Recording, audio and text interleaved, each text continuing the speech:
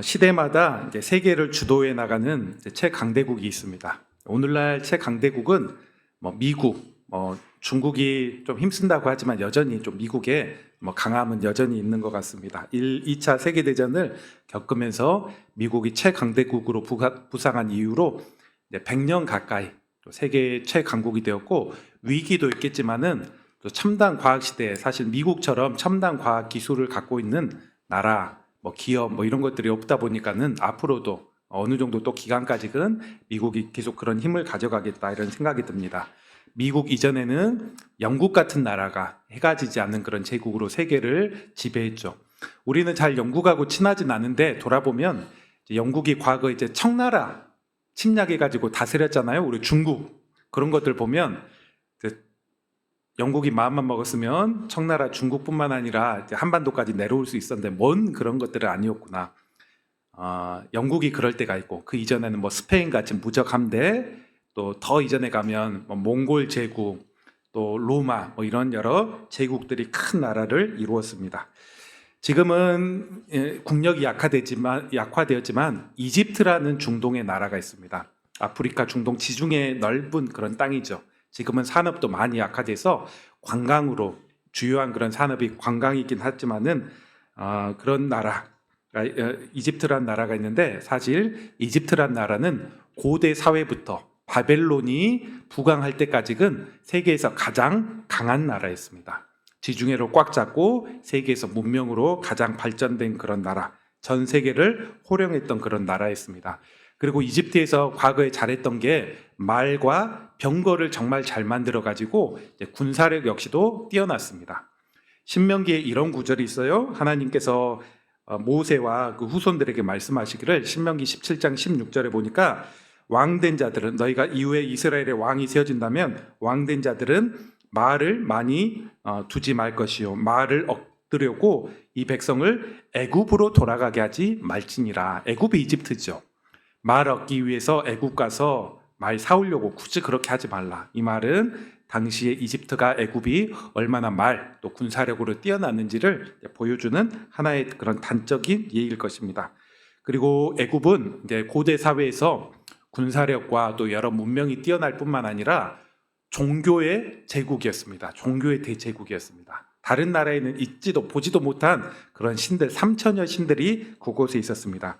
왜 그렇게 신이 많았느냐? 그들은 생각하기를 신이 많을 때 그 많은 신들이 우리의 제국을 지켜주고 우리의 삶을 지켜준다 이렇게 생각했기 때문에, 또 신은 많다 이렇게 생각했기 때문에 그런 신들을 의지하고, 다른 나라에서는 그 정도로 100여 개 정도 있다면 그 애굽 이집트에서는 참 많은 그런 신이 있었습니다. 그리고 이런 모든 문명에는 파라오라고 하는, 성경엔 바로라고 나오죠. 바로라고 일컬어졌던 신의 대리자, 왕이 있어서 이 이집트를 다스리고 부강한 나라로 쭉 오랫동안 그 땅을 통치해 나갔다는 것입니다.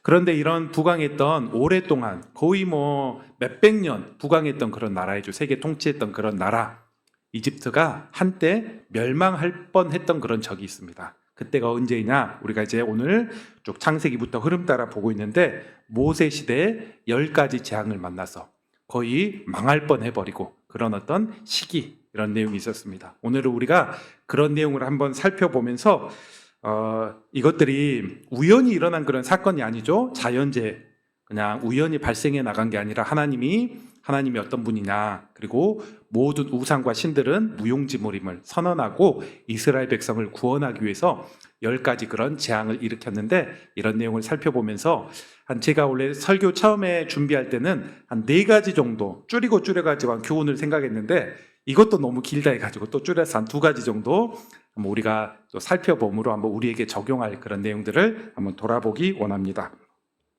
여러분, 이제 도장 깨기란 말을 종종 합니다. 이런 표현 한번 들어보셨나요? 도장 깨기. 원래 표현은 도장 깨기란 말은 무술 고수가 있는데, 다른 도장에 가서 거기에서 가장 잘한 사람하고 대련을 해서 이기고 해가지고 그 도장을 깼다, 가장 강한 사람 깼다, 이런 식으로 해서 도장 깨기. 사실 일본에서 처음 있었던 체베달이라는 그런 사람이 일본 일제시대 때 이런 도장 깨기로 해가지고 이제 한국, 일본 해가지고 그런 무술 고수 그런 내용으로 되게 유명한 그런 일화도 있죠. 그런데 요즘에는 도장 깨기가 무술 고수뿐만 아니라 여행 갈 때도 많이 이런 표현들이 쓰는 걸 봅니다. 여행에 유명한 여행지가 있다면 도장 깨기라고 여기 찍고 사진 찍고 해가지고 이런 것들을 여행 도장 깨기 뭐 그런 식으로 설명하는 것도 보았습니다. 근데 여기 애굽의 10가지 재앙을 보고 있으면 마치 한번 이것들을 생각해 보면 좋습니다. 하나님께서 애굽의 주요한 신들을 도장 깨는 그런 신들이 무용지물이고 여호와만이 참신이고 하나님만이 세상을 지배해 나가고 있음을, 이런 것들을 보여주는 그런 사건, 영적인 도장 깨기라고 할 수 있습니다. 우리 화면 한번 보여주시죠. 제가 한번 이해를 돕기 위해서 한번 10가지 재앙 한번 그림 도움 받아가지고 한번 이렇게 가져왔습니다. 10가지 재앙 흐름들을 한번 잠깐 한번 살펴볼 거예요. 주보에도 개요는 있는데 여러분이 주보와 앞에 화면 한번 보시기 바랍니다. 바로 모세. 다음 화면. 첫 번째 재앙이 시작이 되었습니다. 어떤 재앙이냐? 이제 모세가 아론과 함께 가서 그런 바로에게 그런 부탁을 하죠. 하나님께서 저기 3일길 되는 광야에 가서 이스라엘 백성이 제사하라고 있습니다. 우리를 잠시 보내주십시오. 이렇게 할 때 여호와가 누구냐? 이스라엘의 그런 신은 무능하고 여기 이집트에 많은 신이 있고 또 내가 신의 대리자인데 여호와가 누군지 알고 내가 그를 보내주겠느냐 하면서 거절했고, 오히려 딴 생각하지 못하도록 노역의 강도를 더욱더 심하게 해서 이스라엘 백성을 더욱더 압제했죠. 그럴 때 하나님이 첫 번째 이스라엘에 재앙을 주십니다. 어떤 재앙을 줬냐? 이제 피 재앙에서 이집트 가시는 분은 알겠지만 나일강이 북쪽에서 남쪽까지 전체 대륙을 쫙 이렇게 흐릅니다. 그리고 나일강 중심으로 해서 산업도 발전되고 사람도 살고 있죠. 그리고 고대에서는 이 물이 범람해 나가면서 토지가 비옥하게 되고 뭐 그랬던 거의 생명줄과 같은 그런 나일강이었는데, 모세가 지팡이로 나일강을 탁 치자 이 강이, 깨끗했던 강이 피로 바뀌게 되었습니다. 피로 바뀌고 물고기는 대량적으로 죽게 되고 먹을 수 없는 물이 되고 악취가 나는 그런 어떤 나일강 물이 피로 바뀌는 그런 재앙이 있었습니다. 그런데 이것은 단순한 재앙이 아니라 나일강의 수호신이 있죠. 여기 표현이 되어 있는데 하피라고 하는 나일강의 수호신, 나일강을 지키는 신, 그리고 크눔이라고 하는 나일강을 전체적으로 관리하는 신, 이런 신들이 있는데 이런 신들이 여호와를 막지 못하고 하나님의 그런 힘 앞에 이런 신들이 아무것도 아님을 선언해 나가는 그런 사건. 직접적으로는 바로의 강팍함에 대해서 이스라엘 백성을 보내기 위해서 했던 조치이지만 하나님이 이런 애굽의 그런 신들을 도장 깨기에 나가는 그런 첫 번째 사건이었습니다. 두 번째, 그래도 바로가 강팍해서 보내주지 않자 하나님께서는 두 번째 재앙, 개구리 재앙을 내립니다. 이스라엘에서 애굽에서는 당시 개구리라는 것은 좋은 그런 곤충 동물의 풍요를 가져다주는 그런 곤충이어서 동물이었습니다. 그래서 우리가 오늘날에도 과거에 조선시대 고구려 시대에서도 두꺼비가 좀 그랬던 것 같은데, 두꺼비, 금 두꺼비 가지고 집에 두기도 하고 한국에도 그러지 않습니까?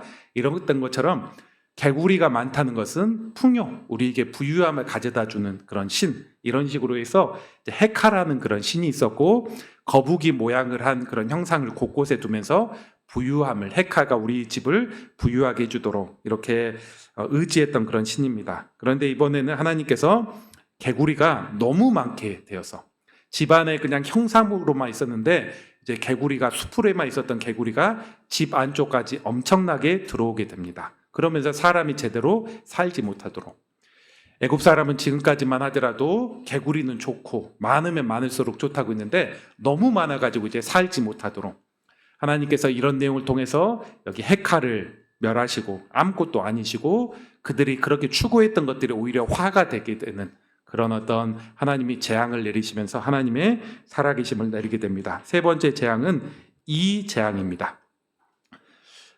우리 젊은 분들은 이가 뭔지 모를 건데 아마 우리 한 50대 60대 넘으신 분은 이가 뭔지 알 거예요. 과거에는 우리 어릴 때는, 저도 아주 어릴 땐 그런 기억이 있는데 머리를 매일 감지 않고 거의 일주일에 한 번씩 감고 그렇게 했기 때문에 3일 일주일에 한 번씩 그런 감는 일들이 어릴 때 있어가지고 어떤 이들은 머리에 이렇게 이가 있죠. 벌레가 있죠. 쌀벌레 비슷하게 생긴 그런 이가 있습니다. 그리고 그 이가 얼마나 전염이 잘 되냐면 수학여행 같은데 같이 자고 그럴 때 이가 금방 전염이 돼가지고 서로 민망할 일들이 이렇게 종종 일어나게 되는 그런 일이 있었죠. 근데 이 재앙을 세 번째 재앙에 주셨다는 거예요. 가렵기도 하죠. 그리고 또 이것들이 많으면 이제 몸에 뭐 피부병, 피부염 이런 것들이 일어나게 됩니다. 이 재앙도 뭐냐면 땅을 관장하고 또 창조의 신은 개부라든지 또 어떤 부타라든지 이런 신들이 곤충이나 뭐 이런 것들을 주장하고 관장했는데 이런 신들은 무용지물 아무것도 아니고 하나님께서 이 모든 세상을 주관해 나가심을 보여주는 그런 사건이 바로 이 재앙이었습니다. 이 첫 번째, 두 번째 재앙까지는 애굽의 마술사들, 뭔가 귀신과 어떤 신비한 그런 힘을 이용해서 비슷하게 흉내내는 그런 어떤 주술사들이 있었는데 세 번째부터는 그들도 흉내 못 내죠. 가려워서 잊지 못했습니다. 그들이 이야기하기를 왕 바로 앞에 이야기하기를 이것은 사람이 할 수 있는 것이 아니라 신이 할 수 있는 여호와만이 할 수 있는 능력입니다. 이렇게 고백하고 그들 역시도 도망가 버립니다. 차마 왕 앞에 서지 못합니다. 그럼에도 불구하고 바로는 여전히 마음을 완강하게 했죠. 네 번째 재앙은 파리 재앙입니다. 애굽의 온 땅에 파리가 갑자기 들끓더니 보통 파리라는 것은 더럽고 그런 데만 들끓어야 되는데 곳곳에 모든 곳 가운데 들끓게 됩니다. 파리의 신을 바알세붓이라고 우리 신약에 보면 비슷한 그런 표현들로 나누는데 이 신이 애굽 시대부터 이미 고대 사회 꼭 예수님 시대 이전에도 존재하고 그렇게 명명되었습니다. 그런데 여기서 특이한 것은 이스라엘의 집단 거주지인 고센 땅, 애굽의 고센 땅만은 파리가 들끓지 않았습니다. 하나님께서 네 번째 재앙부터는 이스라엘 백성을 보호해주고 그런 재앙에 피해가 없도록 세 번째까지는 같이 힘들었지만 네 번째까지는 지켜주는 그런 내용이 있습니다. 다섯 번째 재앙은 악질 재앙입니다. 악질이 뭐냐? 가축의 전염병이라고 생각해 보면 됩니다. 이런 특별히 이제 아피스라고 해가지고 아마 그런 이름 들어보신 분이 있을 거예요. 아피스라고 해가지고 황소 탈을 딱 쓴 그런 신이 바로 옆에 있기도 하고 사람 분명 다리도 있고 두 손도 있는데 얼굴은 황소 모양의 그런 딱 형상을 만들어서 그 신이 아피스인데 이 신이 가축을 지켜주고 또 여러 농경 목축을 지켜준다고 생각하였습니다. 그런데 악질 전염병이 돌 때 많은 가축들이 죽게 됩니다. 소도 대량적으로 죽음을 맞이하게 되죠. 아피스의 무능을 볼 수 있습니다. 자기와 똑같은 종족인 소마저도 지켜주지 못하고 무능한 그런 신, 이런 신으로 하나님만 살아있는 그런 신으로 나타낸 것입니다. 이런 일들이 7일 동안 이런 일들이 이어졌습니다. 여섯 번째 신은 독종입니다. 독종이 무엇이냐? 일종의 이제 피부병이에요. 많이 가려워가지고 너무 힘든 그런 병. 우리 건강한 사람은 그렇지 않은데 사실 그 아토피가 심한 사람은 정말 그 가려움증 때문에 고생을 많이 하죠. 약을 먹지 않고는 제대로 있지 못할 정도로 심한 악질, 심한 피부병이 일어나서 그 애굽 사람에게 타격을 줬다는 것입니다. 그런데 사실 애굽은 당시에 의술로도 세계 최고였습니다. 의술도 뛰어나고 또 의술뿐만 아니라 그들은 이시스라는 그리고 이모텝이라는 그런 신들을 통해서 치유의 신 이렇게 생각하면서 이 자기의 병을 달랬는데 이모텝 그리고 이시스 이런 신들이 이제 무용지물이죠. 또 그들이 갖고 있는 나름의 의술과 약 이런 것들로 도저히 치유가 되지 않습니다. 모세가 재를 날릴 때 보통 재를 날릴 때 이런 독종이 더욱더 커져서 이 치유를 내렸습니다. 그때 당시에 이렇게 재를 날린다는 것은 그 신들을 향해서 치유의 신을 향해서 딱 제사 드리는 방법 중에 하나가 재를 날리는 건데 모세가 재를 날릴 때 자기가 치유되는 게 아니라 이 가려움증으로 인해서 더욱더 심해져 나가는 이스라엘 전역에 있고 반면 고센 지방에는 또 이런 일들 가운데 보호됐다는 것입니다. 일곱 번째는 우박 재앙입니다. 우리가 가끔 하늘에서 이제 조그만 눈꽃만한 우박이 이렇게 내리기도 하죠. 그런데 그 정도의 우박이 아니라 정말 어떤 눈으로 우리가 가끔 해외 토픽 보면 이제 눈뭉치를 뭉쳐가지고 그런 우박이 내렸습니다. 근데 우박뿐만 아니라 불도 함께 이렇게 내리게 되죠. 그런데 이미 모세가 경고를 했습니다. 내일 이맘때에 큰 우박과 불이 함께 내릴 거니까 피해라. 그 말 듣고 피했던 사람, 가축을 피했던 사람은 큰 피해가 없죠. 그런데 그 말 무시하고 여전히 그냥 일상생활 살아갔던 사람은 죽기도 하고 가축이 또 죽기도 하고 특별히 어떤 농작물에 많은 피해가 있게 되었습니다. 다만 피했던 사람은 집에서 공포 가운데 떨어야 되지만 큰 피해를 당하지 않게 됩니다. 여덟 번째 재앙은 메뚜기 재앙입니다. 오늘날에도 가끔 해외 토픽이나 보면 메뚜기 떼가 출몰해가지고 곡식을 한 번에 싹 먹어가 버리죠. 이미 우박 재앙으로 인해서 그 농작물들이 많이 황폐화가 됐는데 이 메뚜기 재앙이 여덟 번째 쭉 일어나면서 거의 더 이상 애굽에 남아있는 그런 곡식이 거의 없을 정도로 황폐하게 된 것입니다. 그래서 바로의 신하가 바로 왕에게 이렇게 얘기합니다. 우리 애굽이 아직도 망하게 된 것을 알지 못합니까? 빨리 그들을 보내주십시오. 더 이상 이렇게 완고하게 있지 마십시오. 다 망해버렸습니다. 그렇게 이야기할 정도, 간청할 정도였습니다. 그럼에도 불구하고 바로 왕은 보내겠다 이렇게 얘기했는데 이 메뚜기가 없어지면 다시 마음이 완고해져 가지고 다시 취소, 이런 일들을 반복했죠. 아홉 번째 재앙이 내리기를 흑암 재앙이 내립니다. 3일 동안 우리가 해가 떴다가 해가 짐으로 날이 밝아지고, 또 우리가 시간도 이렇게 알잖아. 해가 뜨면서 아침 되었구나, 또 지면서 저녁 되었구나, 이렇게 생각할 건데 3일 동안 한밤중 깜깜하게 된 것입니다. 이렇게 사람들 일어나야 되는데 일어나 보니까 계속 깜깜하고 시간을 알 수가 없죠. 계속 어두움 상태 가운데 3일 동안 있었지만, 다만 위에 보면 위에는 햇빛이 비치죠. 고센 지방에는 여전히 햇빛이 비치고 정상적인 그런 삶이 가능하였습니다. 3일 동안 이러한 일이 있었습니다. 그리고 마지막 10번째 그런 재앙이 이제 장자의 죽음.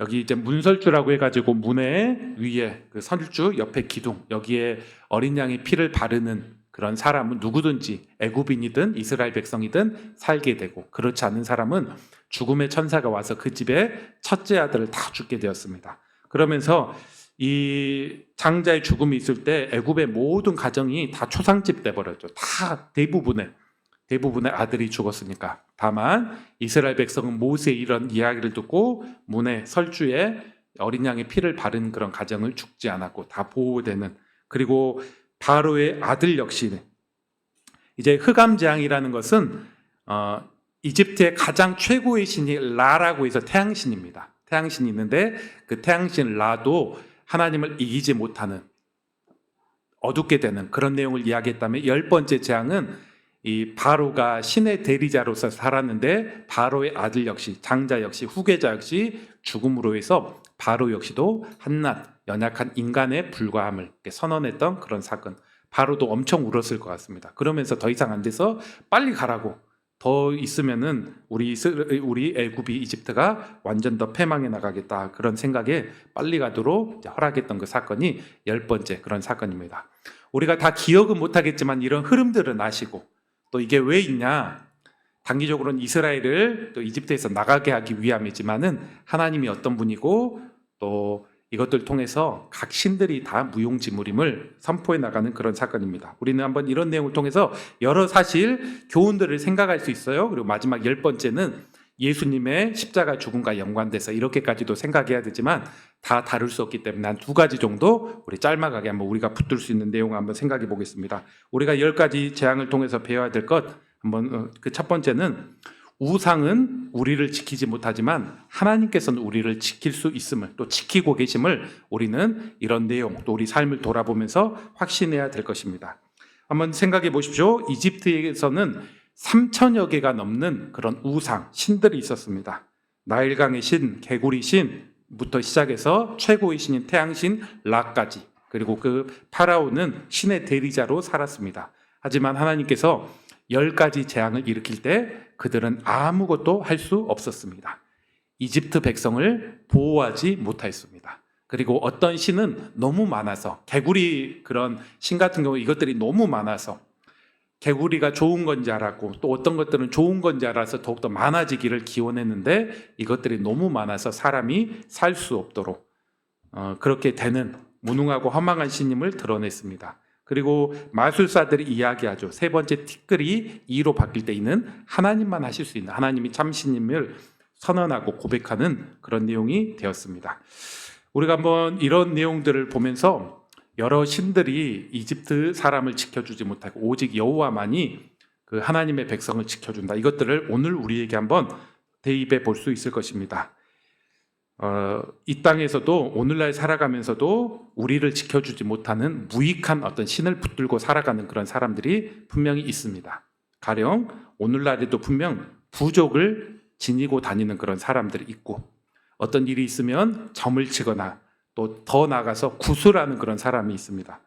제가 가까이 아는 그런 분은 젊음에도 불구하고 굿까지 하더라고요. 이런 것들 보면서 너무 불쌍하다. 저거 한다고 되는 거 아닌데 돈만 괜히 몇백만 원 날리고 그런 것인데 더 그런 것들에 의지할 수밖에 없고 하나님을 떠나갈 수밖에 없는데, 그런 생각마저도 들었는데 여전히 그런 사람이 있구나. 그런 것들에 의지하고 또 다른 종교에 의지하고 무속신앙에 의지하는 그런 사람들이 있구나 생각하게 되었습니다. 그리고 이런 일들뿐만 아니라 일상적으로 우리 주변에 일어나는 일 중에 하나가, 농사를 짓다 보면 풍요제를 많이 지냅니다. 농촌에는 여전히 풍요제사를 지내요. 풍요제. 그리고 어촌에 가면 그 바다의 신에게 뭔가 또 제사를 지내는 그런 일이 있고, 영화라든지 드라마 찍기 전에 잘 되게 해주십시오. 돼지머리 앞에서 고사 지내고 절을 합니다. 이게 일상적인 문화, 삶의 한 부분으로 있다는 것입니다. 이런 것들 보면 여전히 오늘날 사회에서도 꼭 미신이라 뭐 이렇게도 또 치부할 수 있지만, 이런 것들을 의지하고 또 한편으로 마음의 평안, 그러다 이렇게라도 하면 조금 더 나아지지 않을까, 이런 생각 가운데 살아가는 우리 주변의 사람들, 이런 문화가 여전히 이 땅 가운데도 있는 것을 보게 됩니다. 이는 그런데 오늘 말씀 보면 어리석은 일이요 허망한 것이고, 결코 그런 것들이 우리의 삶, 이 땅을 지켜주지 못함을 보게 됩니다. 우리 아울러서 우리는 꼭 무속, 또 여러 가지 그런 것들뿐만 아니라 제사뿐만 아니라 오늘날 현대에 있는 여러 우상의 그런 모습들도 우리는 잘 한번 돌아볼 줄 알아야 될 것입니다. 우상이 무엇입니까? 여러 우상이 있는데, 오늘날 우상은 하나님보다 더욱더 소중하게 여기고 가까이 여기고 의지해 나가는 이런 모든 유형의 무형의 그런 어떤 물건들이 다 우상이 됨을 보게 됩니다. 그 대표적인 얘기가 예수님이 얘기하죠. 돈을 사랑하지 말라, 이렇게 얘기하면서 돈을 그때 당시에 돈이라고 직접 표현하지 않고 당시에 돈의 신, 만몬신 이렇게 표현합니다. 만몬 사랑하지 말라, 돈신 사랑하지 말라 이렇게 표현해 나가면서, 돈도 가치 중립적인 것이지만 이 돈이 우리에게 우상이 될 수 있고 또 하나님보다 더욱더 소중하고 의지해 나가는 그런 내용이 될 수 있다 이야기합니다. 우리 역시도 한번 돌아봐야 되겠죠. 우리도 과연 물질이 우상이 될 수 있으면, 나는 어떤 물질이 분명 우리에게 꼭 필요하고 활용해야 되는 것이긴 하지만, 어른들은 말할 것도 학생들에게도 내게 가장 소중한 게 무엇이냐 이렇게 돌아본다면 돈이다 하면, 우리는 어느새 돈의 우상 가운데 점점 우리는 하나님보다 돈을 더욱더 소중히 여겨나가고, 우리의 삶을 지켜주는 것은 애굽 사람은 풍요의 신이고 또 나일강이고 이렇게 생각했던 것처럼 돈이 우리 삶을 지켜주고 가장 필요한 것이다, 이렇게 살아간다면 우리 역시 또 다른 유형의 우상으로 우리는 점점 스며들고 있는 것입니다. 여러분도 한번 돌아보십시오. 나는 이 땅에서 가장 필요한 게 돈인지 혹은 하나님인지. 우리가 분명 돈의 중요성을 간과할 수 없지만은 분명 필요한 것이지만, 어떤 것을 우리가 더욱더 신뢰하며 살아가는지. 과거에는 그렇지 않았지만은 우리 이 시간에도 이제 돈이 너무 많아서 문제가 되는 경우도 있습니다. 개구리 너무 많으면 문제가 되었던 것처럼, 돈이 많으면 무조건 좋을 줄 알았는데 돈이 갑자기 많아지면서 갑자기 없었던 집안 싸움이 일어납니다. 형제들끼리 다투고 부모들 가운데, 부모 자식 가운데 안 좋아지는 그런 현상이 있죠. 어떤 사람은 복권에 당첨돼 가지고 계속 자기를 좀 돈 좀 빌려주라 이런 사람들 때문에 관계가 깨져버리고 부부가 이혼해버리는 그런 상황들. 돈이 무조건 많으면 좋은 줄 알았는데, 개구리가 많으면 좋을 줄 알았던 것처럼 많으면 많을수록 좋을 줄 알았는데, 그런 것들로 인해서 삶에 타격이 있고 또 도덕적으로 윤리적으로 부정한 불이한 그런 삶을 살아가면서 비난받는 그런 경우, 이런 모습들이 있다는 것입니다. 이런 것들을 돈을 우상으로 살아갈 때 그렇습니다. 또 이 땅 가운데 우리가 또 나이 드신 분 가운데 간과할 수 없는 것이, 건강을 우상으로, 아픔 가운데 더욱더 이 땅의 의술과 병원을 또 우상 삼아서 살아가는 그런 모습도 있습니다. 오늘날 의술이 얼마나 발전되었나요? 못 고치는 병, 못 고치는 외모까지도 우리가 고칠 정도로 이 땅의 의술은 굉장히 뛰어나게 되었습니다. 그런데 우리가 한편으로 보면 너무 많은 의학 지식으로 인해서 우리가 괴롭게 사는 이들도 있습니다. 아예 모르면 좋았는데 모르고 살면 그냥 그러다가 약간의 증상이 나타나면 회복될 수 있는데 뭐 검사하면서 호가 나 있다, 아프고 뭐가 문제가 좀 있을 수 있다, 이런 얘기 들어버리면 그때부터 염려병이 들어와서 그것 때문에 계속 살지 못하고 1년에 뭐 한두 번 혹은 몇 차례씩 그냥 조심해야 될 것들은 조심해야 되지만 과도한 염려, 과도한 어떤 문제로 몸에 대한 그런 것들로 살아가는, 그러면서 오히려 더 약화되고 더욱더 안 좋아지는, 이것저것 해보려고 하다가 안 좋아지는 그런 모습이 있습니다. 우리는 확신해야 되죠. 우리가 이모탭이라든지 뭐 이런 것들이, 이런 우상들이 애굽의 최고의 우술도 있었고 이모텍과 같은 우상이 이스라엘 백성의 건강, 전염병, 어떤 어려움을 지켜주지 못했던 것처럼 하나님이 분명 의술과 병원, 의사라는 일반 은총을 사용해 나가지만 그 이면에는 하나님께서 우리 모든 생명의 근원이 되어주시고 하나님의 생명을 거두어 가셔야지 거두게 되는 것이고, 아직 때가 아니라면 하나님이 남겨두시는, 그리고 우리의 어떤 모든 인생을, 건강을 주관해 나가시는 그런 하나님을 볼 수 있어야 될 것입니다. 이와 함께 한 가지 예를 더 들어보면 오늘날 우리가 첨단 과학이 때로는 우상이 될 수 있습니다. AI, 로봇, 뭐 저도 사실 지금 보여주는 모든 것들이 지금 AI 통해서 지금 얻고 그렇게 했는데 굉장히 발달되죠. 무인 어떤 운전이 가능하고 택시가 나오고, 아마 제가 볼 때는 5년 이내에 한국도 그렇게 무인 택시도 좀 들어올 수 있지 않겠나, 이런 생각이 되고, 이런 것들 되면 기술로 모든 게 다 정복이 될 수 있을 것 같습니다. 하나님도 필요 없고, 최소한 하나님은 죽은 다음에만 필요한 것이고 필요한 신이고, 우리 이 땅에선 그 기술로 모든 것들이 해결될 것 같습니다. 그런데 이렇게 의지하면 우리 그 신뢰를 깨고 배신해 나갈 때가 있다는 것입니다. 분명 과학기술은 우리에게 유용한 것이지만, 우리 삶을 이롭게 해주지만 그게 우상이 될 때 우리 인간을 타격을 주고 우리를 배신해 나가는 그런 모습이 있을 것입니다. 그리고 당적인 그런 예가 또 이런 것들이 발달되고 의지해 나가면서 인간관계의 기본적인 소통을 잘 안 됩니다. 친구가 없고 소통이 되지 않고, 대표적인 게 스마트폰이죠. 이거 없이 우리가 못 살게 되었는데, 우리가 언제부터 스마트폰 없이 못 살게 되었는지, 잘 때도, 화장실 갈 때도, 뭐 할 때도, 그리고 배터리 떨어지면 큰일 날 것처럼 우리가 살아가는 의존적인 것들, 이런 모습들이 나타나게 됩니다. 나는 그런 모습들이 있지 않은가. 우리가 과도한 그런 의지함이 있다면 좀 절제하는 삶도 훈련해 나갈 수 있어야 되고, 안 해보는 거, 이런 것들도 우리에게 필요해 나갈 것입니다. 한번 의지합시다. 나는 하나님보다 더 우상으로 삼는 게 있는가? 내 은행잔고가 나를 지켜줄 거라고 생각하는지, 하나님인지, 건강검진 결과와 하나님의 약속 중에 나는 무엇을 신뢰해 나가는지, 첨단 기술, 핸드폰, 이것들이 더욱 소중해 나간지, 하나님이 더욱더 소중해 나간지. 우리 말씀은 이야기하기를 이런 것들이 우상화될 때 하나님은 분명 우리의 길을 잘못된 그런 삶으로 갈 수밖에 없고, 여호와만이 참신임을 선언해 주고 있습니다. 이를 통해서 우리가 배워야 될 것이고, 하나 더, 우리 두 번째로 하나만 더 내용 살펴보겠습니다. 우리가 오늘 10가지 재앙을 보면서 또 우리가 개인적으로 경계해야 될 것 중에 하나가 강팍한 마음들을 우리가 경계해야 될 것입니다. 바로의 모습을 한번 보십시오. 10가지 재앙을 다 맞았습니다. 그는 어떤 삶을 살았느냐? 내 백성 이스라엘 보내주라 하니까 그가 보내주지 못한 이유가 두 가지 이유가 있었는데, 하나는 여호와의 신이 누구냐? 애굽에는 여호와보다 훨씬 더 큰 신이 있고 내가 왕인데 어찌 보내줄 수 있겠느냐 하면서 자존심, 자기 어떤 자존심 때문에 허락하지 않는 첫 번째 측면이 있고, 그리고 두 번째는 경제적인 이들 다 보내줘 버리면 노동력이 많이 아쉽게 되겠죠. 이런 생각 때문에 이들을 보내주지 못했습니다. 자기 자존심이나 현실적인 그런 경제적인 이득, 그러면서 이런 10가지 재앙을 모두 맞으면서, 그런데 중간이라도 마음을 돌이킬 수 있었을 것인데 그러지 못했습니다. 그리고 한때 그가 이렇게까지, 모세가 다시 오니까 여호와께 기도해서 이거 물러나게 해주라, 보낼게. 없어졌죠. 이런 재앙이 사그러들었습니다. 그때 다시 마음이 강팍해지고 완고하게 돼가지고 언제 그랬냐는 듯이 탁 안면 몰수해버리는 그런 것들이 계속되게 반복되게 되었습니다. 이런 어떤 완고함 가운데 그의 아들까지 죽게 되었고, 그의 삶은 돌이키지 못하는 그런 어떤 삶을 맞이하게 된 것입니다. 이 바로의 이런 마음은 완고한 사람, 강팍한 그런 사람의 그런 특징을 여실히 보여줍니다.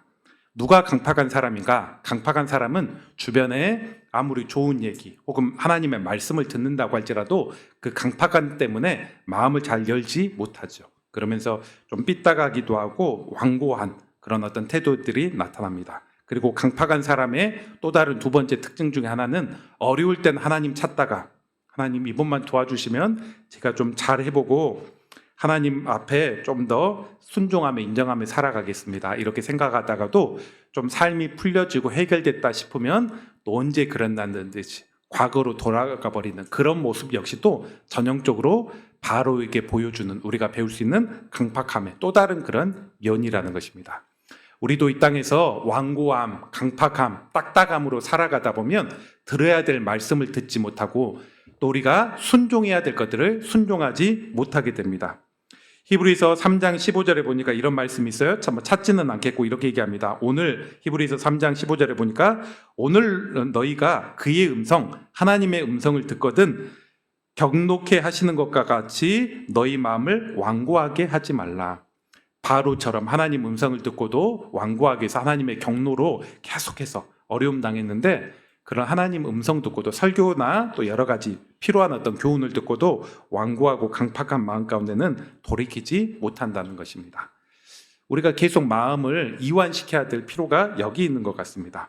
때로는 우리 역시도 우리의 자존심 때문에 혹은 이득 때문에 혹은 우리의 좀 마음에 들지 않는 환경, 분노한 그런 마음 때문에 마음에 분함이 있고 마음에 딱딱함이 있고 이런 것들 때문에 들어야 될 얘기, 반응해야 될 것들, 순종해야 될 것들, 해야 될 활동 이런 것들을 하지 못하고 많은 손해와 마이너스가 되는데 우리 하나님께서는 말씀합니다. 마음을 완고함을 떠나야 된다. 그리고 그런 것들이 떠나기 위해서 우리가 또 감사하는 삶 그리고 때로는 또 히브리서 그 비슷한 그런 구절 아까 15절 봤는데 3장 13절에는 오늘이라 일컫는 동안 매일 피차 권면하여 너희 중에 누구든지 죄의 유혹으로 강팍하게 됨을 면하라. 서로 교제하고 만나고 도와주고 함으로 마음의 강팍함을 면하라 이야기합니다.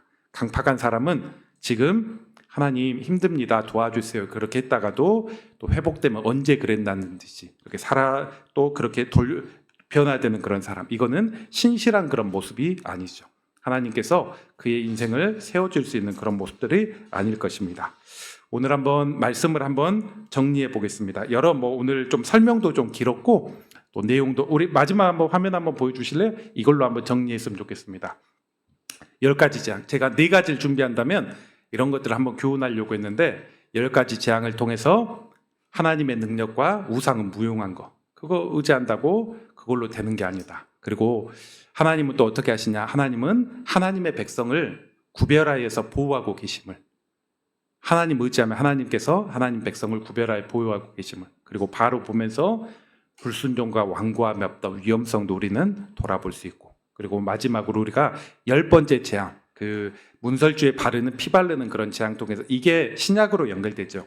예수의 피로 누구든지 마음에 예수의 피를 바르면 십자가 은혜를 바르면 누구든지 과거의 어떤 내용 내가 아무리 죄가 많냐 이거와 상관없이 하나님께서 그것 보며 지옥의 심판을 넘어가게 해주겠다 이런 약속을 신약적으로 이렇게 해주고 있죠. 이런 것들이 우리에게 크게 배울 수 있는 것인데 한번 우리가 이런 것들 돌아보고 또 한편으로는 우리에게 무형의 유형의 그런 우상 우리가 세상에 문화화된 어떤 미신적인 것들은 구별되어 사는 것은 물론이거니와 하나님보다 더욱더 신뢰할 수 있는 그런 것들 때로는 의술일 수 있고 돈일 수 있고 첨단 기술일 수 있고 저 같은 경우도 공대에 나와가지고 이런 그런 기술 이런 것들에 되게 관심이 있고 잘 활용해 보고자 하는 그런 마음이 있고 사역에서도 활용되고 하는데 그래 내가 의지할 것은 또 그런 유용하게 사용돼야 되지만 한계도 알고 하나님의 은혜를 구하고 또 설교에도 그런 지혜를 구하며 살아가야 되겠구나 이런 다짐도 하게 되고